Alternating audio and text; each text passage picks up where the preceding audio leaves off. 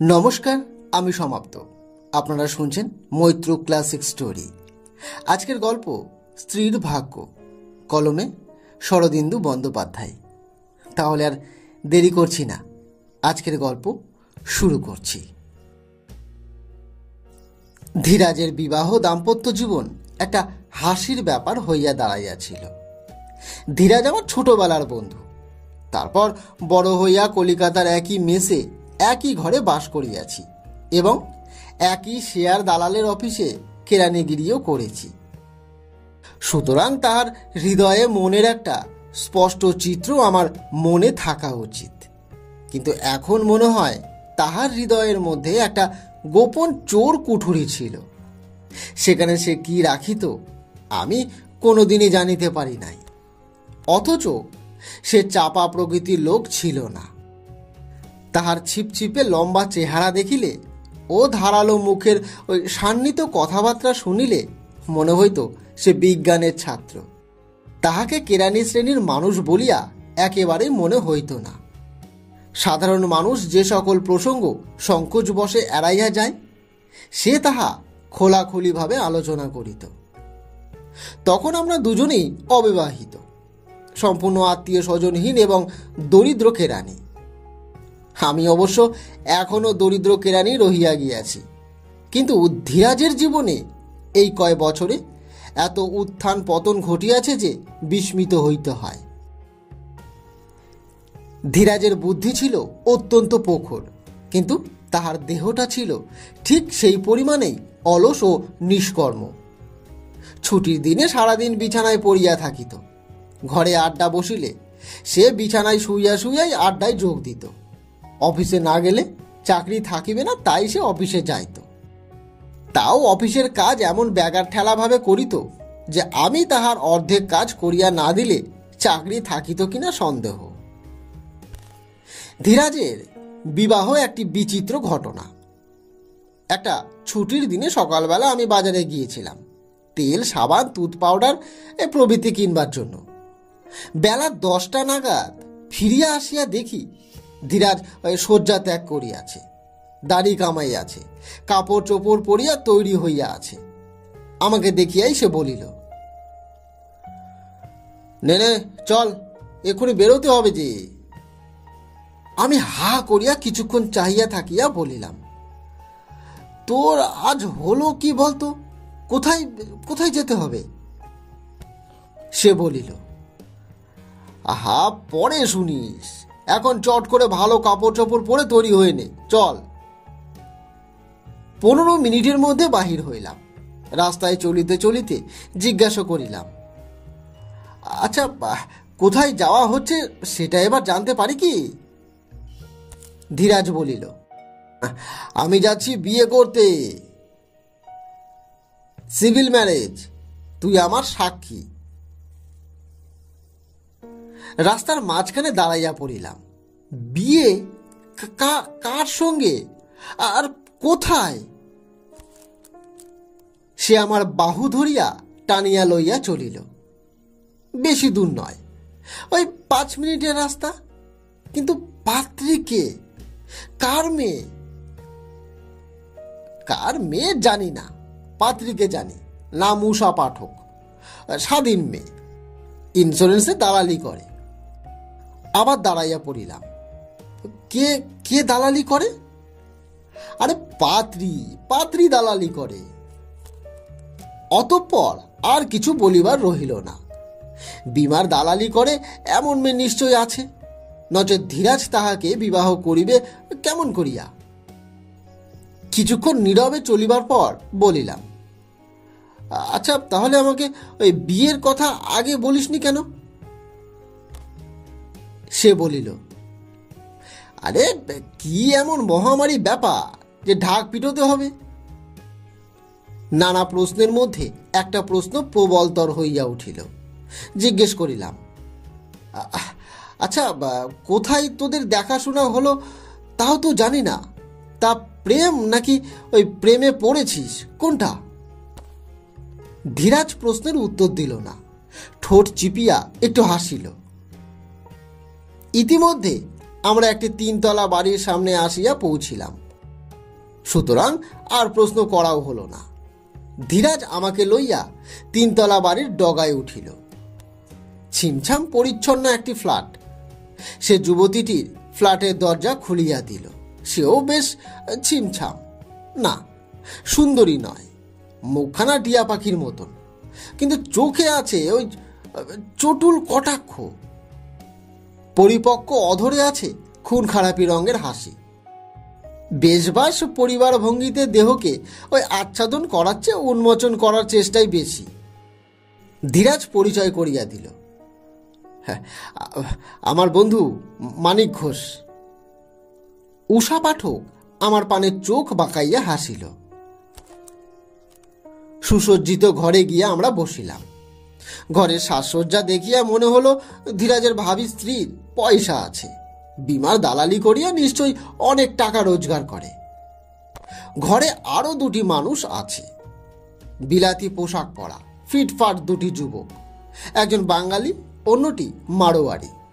ইহারা পাত্রীর বন্ধু, বিবাহে সাক্ষী দেওয়ার জন্যই উপস্থিত হইয়াছে।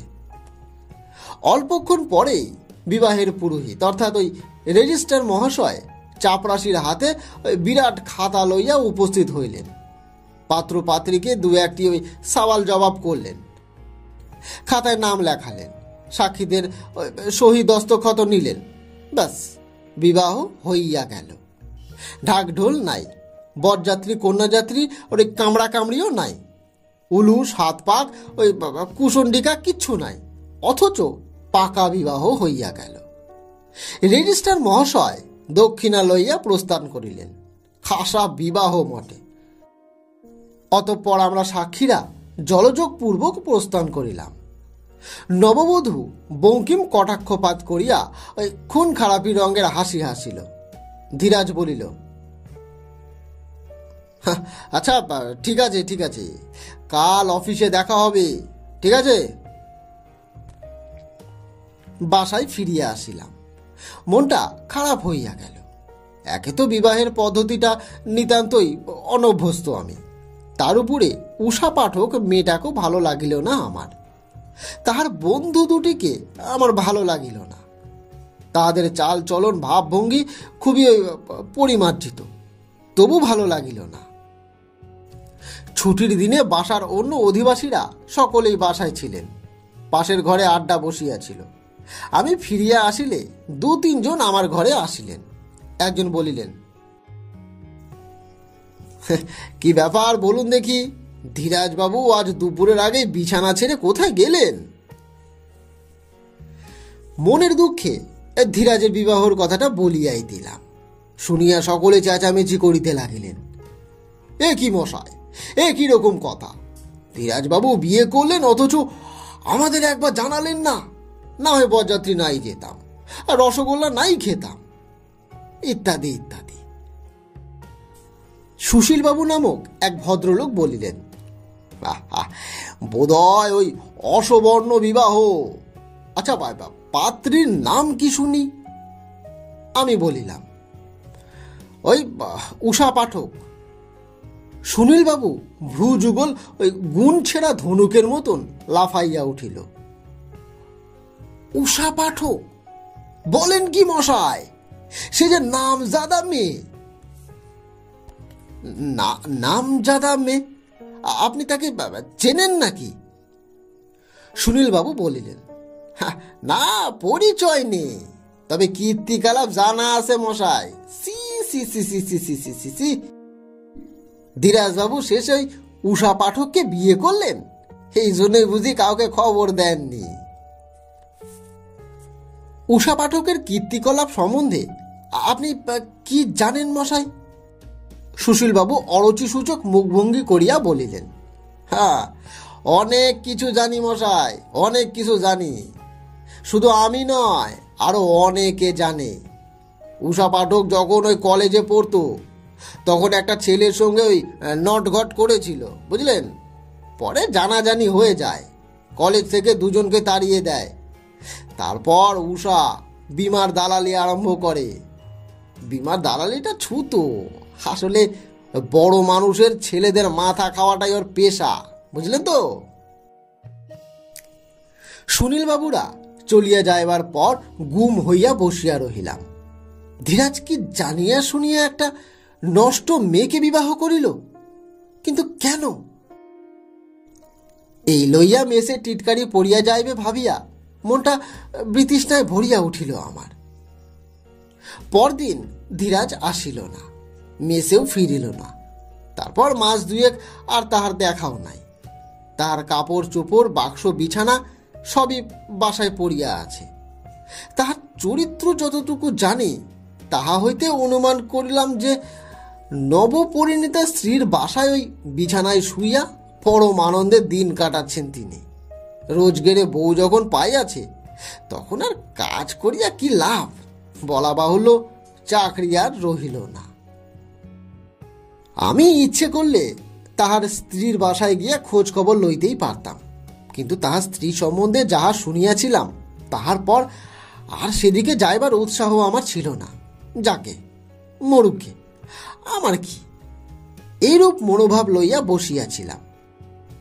বাসায় আমার ঘরে ধীরাজের বদলে অন্য লোক আসিয়াছিল। একদিন বিকালের অফিস হইতে বাহির হইয়া ফুটপাতে পা দিয়াছি। একটি ঝকঝকে নতুন মোটর আসিয়া ফুটপাত ঘেঁষিয়া দাঁড়াইল। গাড়ির মধ্যে বসিয়া আছে ধীরাজ। তাহার চেহারাও মোটরের মতো ঝকঝক করিতেছে। পরিধানে পুরু সিল্কের প্যান্ডলুন ও মিহি সিল্কের বুশ শার্ট, মাথার চকচকে চুল ব্যাক ব্রাশ করা। গাড়ি চালাইতেছে একজন ছোকরা শিখ। দেখিয়া শুনিয়া আমি কেমন যেন ভেবা চাকা খাইয়া গেলাম। ধীরাজ গাড়ির দরজা খুলিয়া দিয়া বলিল, আয় আয়, তোকে বাসায় পৌঁছে দিই, আয় ভেতরে আয়। মনের আড়ষ্টটা দূর হইবার পূর্বেই গাড়িতে উঠিয়া আমি বসিলাম। গাড়ি চলিতে আরম্ভ করিল। ধীরাজ আমার পানে কিছুক্ষণ চাহিয়া থাকিয়া পকেট হইতে সিগারেট বাহির করিল। সোনার সিগারেট কেস আমার সামনে খুলিয়া ধরিয়া সে বলিল, তুই কি ঘাবড়ে গেছিস নাকি? দামি সিগারেট। আমি যে সিগারেট খাই তাহার এক প্যাকেটের চেয়েও এর একটা সিগারেটের দাম বেশি। ধীরাজ লাইটার জ্বালিয়া সিগারেটটা ধরাইয়া দিল। আমি নীরবে 2-3 টান দিয়া বলিলাম, বলছি কার গাড়ি ভাই? ধীরাজ ভ্রু তুলিয়া বলিল, কেন, আমার গাড়ি? কার আবার গাড়ি হতে যাবে? প্রশ্ন করিলাম, কিন্তু তুই টাকা পেলি কোথায়? ধীরাজের চক্ষু উত্তেজিত হইয়া উঠিল। টাকা রোজগার করেছি রে, 5 সপ্তাহে 37,000 টাকা রোজগার করেছি। বিশ্বাস কর, 37,000 টাকা। বিশ্বাস করা শক্ত। কিসে এত টাকা রোজগার করলি তুই? Share market. এতদিনে মিছেই কেরানিগিরি করে এসেছি। যদি গোড়া থেকে ফটকা খেলতাম এতদিনে লাখপতি হয়ে যেতাম রে। তাহার মুখ চোখের ভাব দেখিয়া বুঝিলাম হঠাৎ অনেক টাকা রোজগার করার উত্তেজনা সে এখনো কাটাইয়া উঠিতে পারে নাই। মনে মনে একটু যে ঈর্ষা অনুভব না করিলাম এমন নয়। বলিলাম, শেয়ার মার্কেটে জুয়া খেলতে তো মূলধন দরকার, তুই মূলধন পেলি কোথায়? ধীরাজ তখন সমস্ত কথা খুলিয়া বলিল, শোন তবে, বিবাহের পর আমার স্ত্রী বলিয়াছিল, কেরানিগিরিতে কি পয়সা আছে, তুমি শেয়ার মার্কেটে যাতায়াত আরম্ভ করো। এই বলিয়া তাহাকে 2,000 টাকা দিয়াছিল। ধীরাজ শেয়ার দালালের অফিসে চাকরি করিয়া শেয়ার বেচাকেনা সম্বন্ধে অল্প বিস্তর জানিত, কিন্তু নিজে কখনো শেয়ারের খেলা খেলে নাই। সে ভয়ে ভয়ে অগ্রসর হইল, কিন্তু এমনি তাহার জোর বরাত। প্রথম হইতেই সে লাভ করিতে আরম্ভ করিল। বউ তাহাকে শেয়ার সম্বন্ধে টিপ সংগ্রহ করিয়া আনিয়া দিত। ক্রমে এমন দাঁড়াইল সে যে শেয়ার কেনে সেই শেয়ারের দাম চরচর করিয়া উঠিয়া যায়। গত 5 সপ্তাহে সে 37,000 টাকা লাভ করিয়াছে। তারপর মোটর কিনিয়াছে, 150 টাকা মাইনা দিয়ে ড্রাইভারও রাখিয়াছে। এখন আরো কিছু টাকা হস্তগত করিতে পারিলেই বালিগঞ্জে একখানা বাড়ি কিনিবে। কাহিনী শেষ করিয়া ধীরাজ বলিল, একেই বলে পুরুষ ভাগ্যং, বুঝলি, পুরুষ ভাগ্যং। মনে মনে ভাবিলাম, স্ক্রিয়াস চরিত্রঙ্গ বটে। মুখে বলিলাম, খাসা বউ জোগাড় করেছিস ভাই। কথায় বলে স্ত্রী ভাগ্যে ধন। তা তুই তো আর আমাদের পচা মেসে আর আসবি নে। তোর তোর জিনিসপত্র আমার কাছে পড়ে রয়েছে, সেগুলো নিয়ে যা। ধীরাজ তাচ্ছিল্যভাবে বলিল, ও আর এখন কি হবে, তোর কাছেই থাক, পরে দেখা যাবে খন। গাড়ি আসিয়া মেসের সামনে থামিল। আমি নামিবার উপক্রম করিতেছি। ধীরাজ বলিল, তুই একটা লাইফ ইন্স্যুরেন্স তো করতেই পারিস রে, তুই একটা লাইফ ইন্স্যুরেন্স পলিসি নে না। ফিরিয়া বলিলাম, লাইফ ইন্স্যুরেন্স পলিসি? হ্যাঁ, নিয়ে নে। আমি 50,000 নিয়েছি রে, তুই অন্তত 10,000 তো নে, 20 বছর পরে টাকা পাবি। আমি বলিলাম, আরে ভাই তা তো পাবো, কিন্তু ততদিন খাবো কি বলতো? যা মাইনে পাই ওই প্রিমিয়াম দিয়ে কিছু আর বাঁচবে কি? কিছুই তো বাঁচবে না। সে হাসিয়া বলিল, আচ্ছা আচ্ছা, 5,000 নিস, বেশি প্রিমিয়াম দিতে হবে না, আমার বউ সব ঠিকঠাক করে দেবে। একদিন আসিস, আমার বাসায় আসিস একদিন। আমি আর উত্তর দিলাম না। গাড়ি হইতে নামিয়া পড়িলাম। গাড়ি চলিয়া গেল। ধীরাজের কপাল খুলিয়াছে, কিন্তু আমার তো আর খোলে নাই। পেটে ভাত নাই, আর 5,000 টাকার ইন্স্যুরেন্স। মেসের দোরগোড়ায় সুশীল বাবুর সঙ্গে দেখা হয়ে গেল আমার। তিনি ভ্রু তুলিয়া বলিলেন, কে, ব্যাপার কি? কার মোটরে চড়ে অফিস থেকে ফিরলেন? তিনি পদব্রজে অফিস হইতে ফিরিয়াছিলেন। আমি বলিলাম, ধীরাজের মোটরে চড়ে। তাহার মুখে বিস্ময় ও অবিশ্বাসের সঙ্গে গভীর অসন্তোষ ফুটিয়া উঠিল।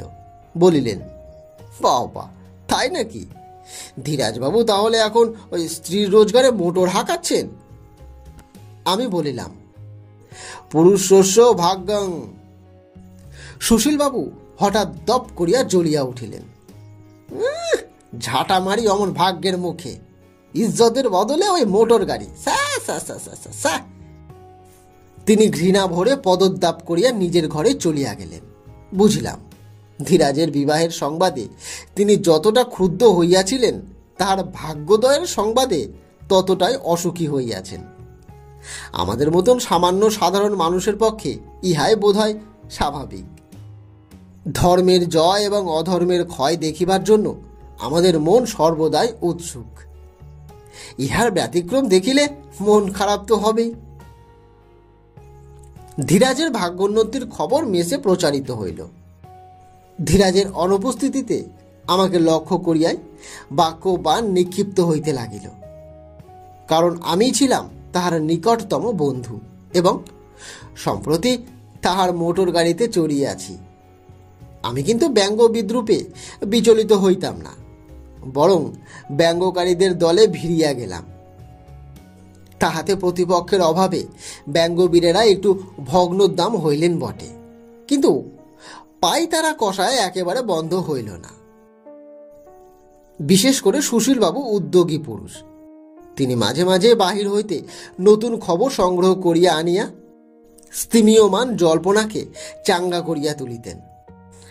একদিন তিনি অফিস হইতে ফিরিয়া আমার ঘরে আসিলেন। তক্তপোষের পাশে বসিয়া তিনি বলিলেন, আজ জবর একখানা খবর শুনলাম। উষা পাঠক মানে ধীরাজবাবুর সহধর্মিনী এখন এক মারোয়ারি ছোকরার সঙ্গে ধম্মকম্ম করে বেড়াচ্ছেন। রাতে বাড়ি থাকেন না, মারোয়ারির সঙ্গে ওই হোটেলে রাত্রি যাপন করেন, শুনেছেন? মারোয়ারি ছোকরাটি নেহাত ওই হেজি পেজি নয়, তার বাপ বুলিয়ন মার্কেটের একজন ওই দিকপাল। বিবাহের সময় মারোয়ারি সাক্ষীকে দেখিয়াছিলাম, মনে পড়িল আমার, ইনি সম্ভবত তিনি। কিন্তু সুশীলবাবুকে সে কথা বলিয়া তাহার রসদ বাড়াইতে ইচ্ছা হইল না আমার। হাসিয়া বলিলাম, তবে দেখুন, ধীরাজের বউকে জাতি ধর্ম নির্বিশেষে সবাই ভালোবাসে, এমনকি মারোয়ারি পর্যন্ত। এবার সুশীলবাবু বলিলেন, বলিহারি যায়, ছোড়াগুলো কি দেখে যে মজেছে তাও বুঝি নে। দাঁত উঁচু, ঠোঁট মোটা, রূপের ধুনুসি। রূপ দেখে কেউ মজে না সুশীলবাবু, রূপ দেখে কেউ মজে না। যা দেখে মজে তা খাস বিলিতি নাম হচ্ছে যৌন আবেদন, বুঝেছেন? ঝাঁটা মারি। এই বলিয়া সুশীলবাবু উঠিয়া গেলেন। এইভাবে দিন কাটিতে লাগিল। সুশীলবাবু মাঝে মাঝে বাহির হইতে খবর আনিয়া শোনান। উষা পাঠক কোন পার্টিতে কত প্যাক হুইস্কি খেয়েছেন, কাহার সহিত কতবার নাচিয়াছে, এই ধরনের সব খবর। কিন্তু যত দিন কাটিতে লাগিল, উষা ধীরাজের কেচ্ছা ততই বাসি হইয়া পড়িতে লাগিল। ধীরাজের ভাগ্যোদয়ও গা সাওয়া হইয়া গেল। ধীরাজ আমাকে তাহার বাসায় যাইতে বলিয়াছিল, আমি অবশ্য যাই নাই, সেও আর আসে নাই। ধীরাজ আমাদের জীবনে সংকীর্ণ গণ্ডির বাহিরে চলিয়া গিয়াছে। ভালোই হইয়াছে, ক্ষুদ্র কেরানি আমরা, বড় মানুষের সঙ্গে আমাদের কিসের সম্পর্ক? অতঃপর প্রায় 2 বছর পরে তাহার সহিত দেখা হইল। এবার আর মোটর গাড়িতে নয়, আমার অফিসের সামনে একটা ল্যাম্পপোস্টের ঠেস দিয়া দাঁড়াইয়াছিল। দেখিয়া চমকিয়া উঠিলাম আমি। তাহার চেহারার সেই সিটি করা চাকচিক্য আর নাই। মুখে একটা শুষ্ক বিবর্ণ ভাব। আমাকে দেখিয়া ফ্যাকাশে হাসিল। ল্যাম্পপোস্ট হইতে মেরুদণ্ড বিযুক্ত করিয়া বলিল, কিরে, কেমন কেমন আছিস? আমি এদিক ওদিক চাহিলাম। তোর মোটর কোথায় রে? মোটর কোথায়? মোটর? সে কথা পাল্টাইয়া বলিল, তুই তুই বাসায় ফিরবি তো নাকি? বাসে যাবি না হেঁটে যাবি বলতো? আমি হেঁটেই যাব, এখন বাসে চড়া অসাধ্য। ঠিক আছে, চল চল তবে, আমিও খানিক দূর তোর সঙ্গে হাঁটি। দুজনে পাশাপাশি চলিলাম। কথাবার্তা নাই, তাহার সহিত যেন মনের সংযোগ ছিঁড়িয়া গিয়াছে। শেষে সে নিজেই বলিল, শোন না, বলছি ওই মোটরটা বিক্রি করে ফেলতে হলো রে। 3 মাস ধরে ক্রমাগত লোকসান চলছে, বাজারে ধার শোধ করতে হবে তো নাকি? নগদ টাকাও শেষ হয়ে গেছে। হ্যাঁ, তা গেছে, নগদ বেশি ছিল না। এই বলিয়া ধীরাজ থামিয়া গেল। চকিতে তাহার পানে চাহিলাম। কি, বউ কোথায়? ধীরাজ কুণ্ঠিত স্বরে বলিল, না মানে বউ এখানে নেই, ব্যাংকে জয়েন্ট অ্যাকাউন্টের টাকা ছিল, সেসব টাকা নিয়ে চলে গেছে। কোথায় গেছে? কদিন হলো গেছে? ওই মাস 3 হলো। বোধহয় বোম্বাই গেছে। বোধহয় বোম্বাই গেছে তার মানে? তোকে কিছু বলে যায়নি? ধীরাজ চুপ করিয়া রহিল। বুঝিলাম বউ টাকা করি হস্তগত করিয়া পালাইয়াছে, হয়তো মারোয়ারি নাগর সঙ্গে আছে। মনটা নিষ্ঠুর হইয়া উঠিল। বলিলাম, কার সঙ্গে পালাইল? মারোয়ারির সঙ্গে?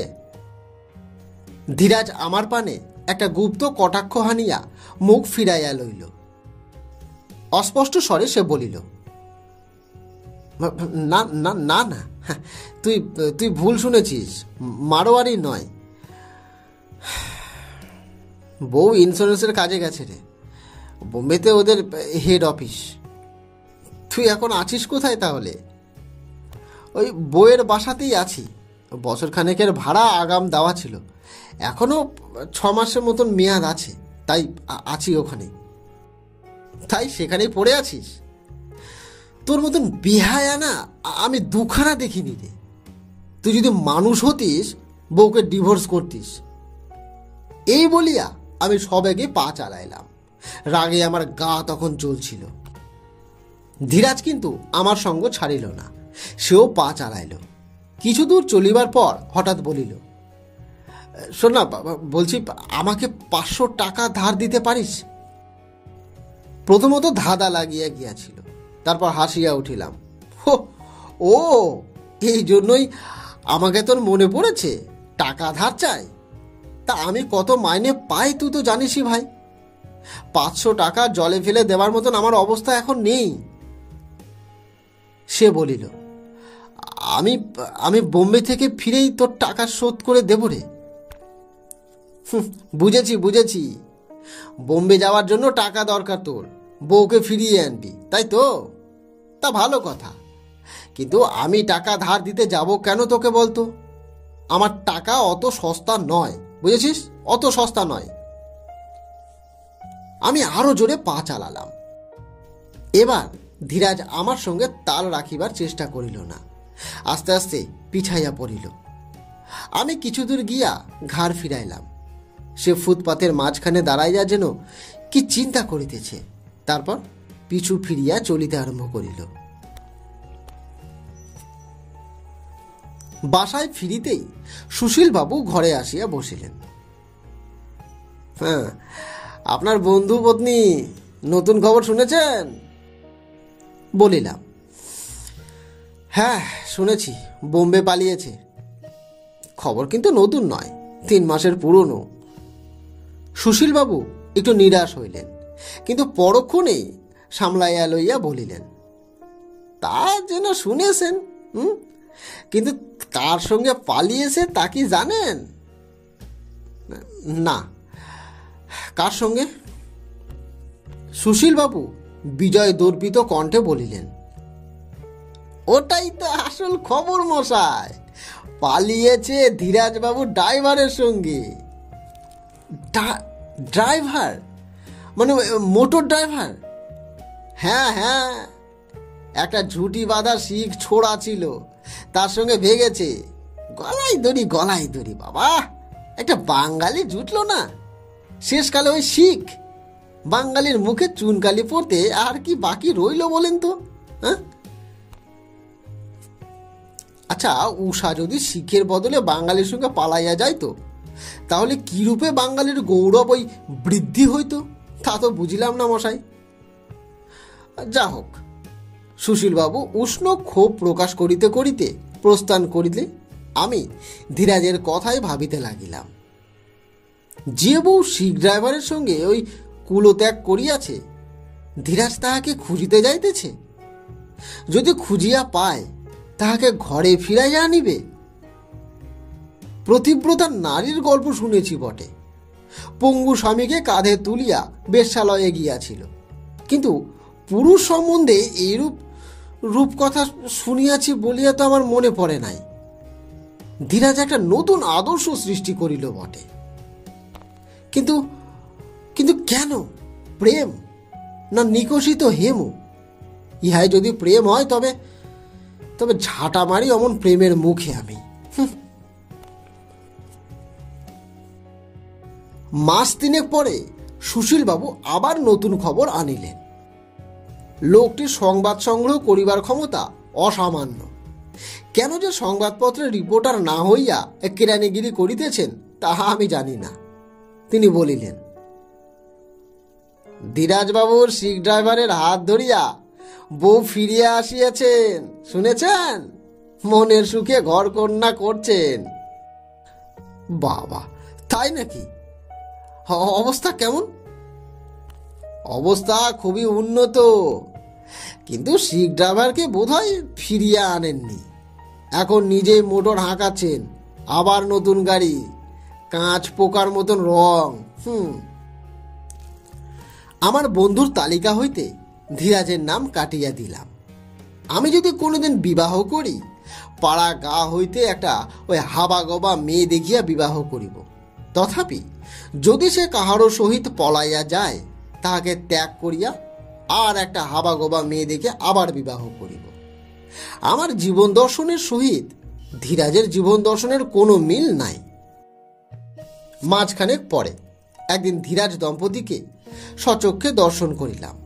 সিনেমা দেখিতে গিয়াছিলাম। ছবি শেষ হইলে ভিড়ের মধ্যে ওই গুতোগুতি করিতে করিতে পথে বাহির হইয়াছি। দেখি ধীরাজ একটা কাঁচ পোড়া রঙের চকচকে নতুন গাড়িতে স্টিয়ারিং হুইলের পিছনে উঠিয়া বসিল। তাহার স্ত্রী পাশে বসিল। ধীরাজের চেহারা এবং বেশভূষা আবার লক্ষ্মীশ্রী ফুটিয়া উঠিয়াছে। কাঁচ পোকা রঙের মোটর ওই মোলায়েম সুরে হর্ন বাজাইয়া চলিয়া গেল। আমাকে বোধহয় দেখিতে পায় নাই। তারপর আরো 1.5 বছর কাটিয়া গিয়াছে। ধীরাজকে প্রায় ভুলিয়াই গিয়াছি আমি। সে বালিগঞ্জে বাড়ি কিনিল না কিছুই জানি না। সুশীলবাবুর অনুসঙ্গীত সাও আর নাই। মেসে ধীরাজকে লইয়া ঠাট্টা তামাশাও থামিয়া গিয়াছে। একই কেচ্ছা লইয়া মানুষ কতকাল ঘাটাঘাটি করিতে পারে। অনেক নতুন কেচ্ছা আসিয়া ওই পুরাতন কেচ্ছাকে চাপা দিয়াছে। একদিন রবিবার দুপুরবেলা দিবানিদ্রা হইতে জাগিয়া উঠিয়া দেখি ধীরাজ তক্তপোষের পাশে বসিয়া আছে। আবার সে পুনঃমূর্ছিত অবস্থা। বেশভাস অপরিচ্ছন্ন, চুলে তেল নাই, মুখ শুষ্ক। কোনো কথা না বলিয়া উঠিয়া গেলাম। চোখে মুখে জল দিয়া আসিয়া তাহার পাশে বসিলাম। কি আবার বউ পালিয়াছে? আবার কার সঙ্গে পালালো শুনি? গুজরাটি না মাদ্রাজি? সে আর উত্তর দিল না। মুখখানি কেমন ধারা করিয়া বসিয়া রহিল। বলিলাম, তা মুখ বুঝে বসে থাকলে কি হবে শুনি? কোমর বেঁধে বেরিয়ে পড়, বউকে খুঁজে ঘরে নিয়ে আয়।